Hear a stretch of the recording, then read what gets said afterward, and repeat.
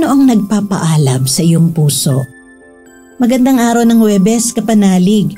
Kapistahan po ngayon ni San Antonio Maria Claret. Happy Feast Day po sa ating mga kapatid na Claretians.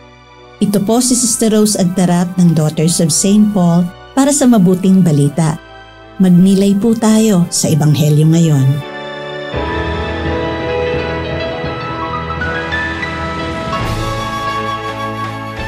Sinabi ni Jesus sa kanyang mga alagad, "Dumating ako upang maghagis ng apoy sa lupa, at ganoon na lamang ang pagnanais kong magliyab na sana ito. Ngunit dapat akong mabinyagan ng isang binyag, at ganoon na lamang ang pagkabalisa ko hanggang hindi ito nagaganap. Sa akala ba ninyo'y dumating ako para magbigay ng kapayapaan sa lupa? Hindi, sinasabi ko sa inyo, kundi paghihiwa-hiwalay. Sapagkat mula ngayon magkakahati-hati ang 5 nasa isang sambayanan, 3 laban sa 2, at 2 laban sa 3. Magkakahati-hati sila, ama laban sa anak na lalaki, at anak na lalaki laban sa ama, ina laban sa anak na babae, at anak na babae laban sa ina, biyanang babae laban sa kanyang manugang na babae, at manugang na babae laban sa biyanang babae."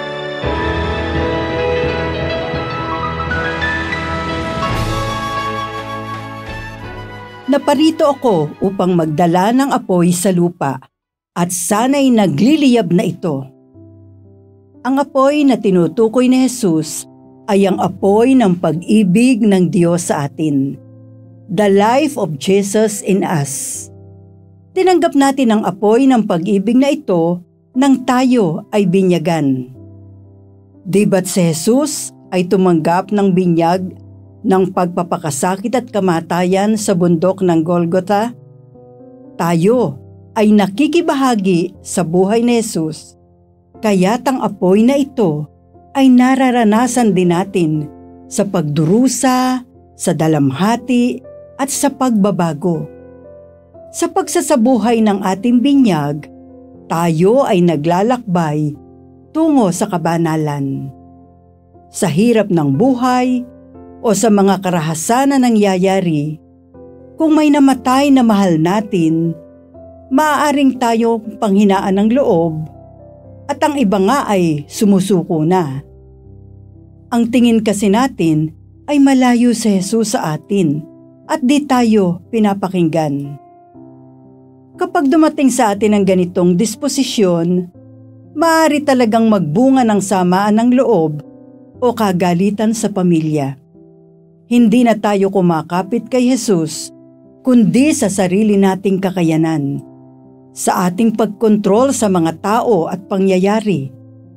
Lalo tuloy lumalaki ang problema at nagkakawatak-watak ang ating pamilya. Ang talagang nais ng Panginoon ay mag-alab ang pag-ibig sa ating puso. Natanggapin natin ang hamon sa buhay sa kabila ng pagsubok at dalamhati. Naibigay natin kay Jesus ang ating mga alalahanin. Napasanin natin ang ating krus kasama siya. Si Jesus ang nagpapaalab ng ating puso. Siya ang nagbibigay ng buhay at lakas. Hindi natin kaya na papag-alabin itong mag-isa.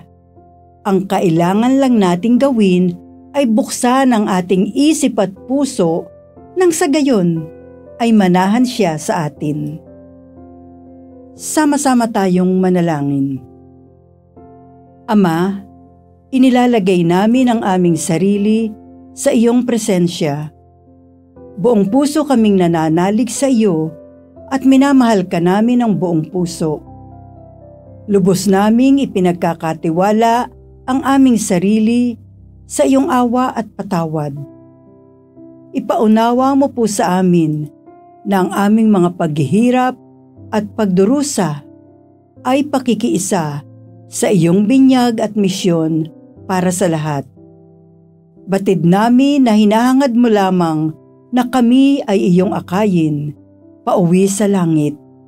Amen.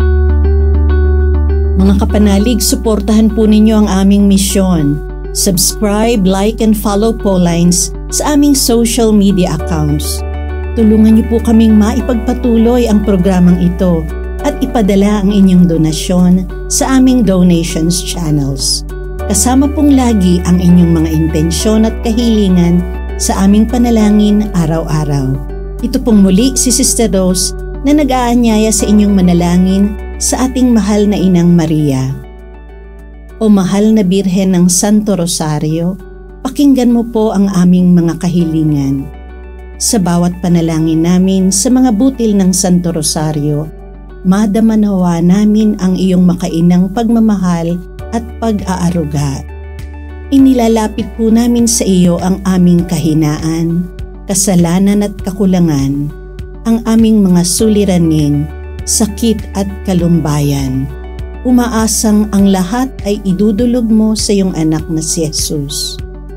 Ipagkaloob mo nawa sa amin ang kapayapaan, katarungan at kasaganaan. Amen.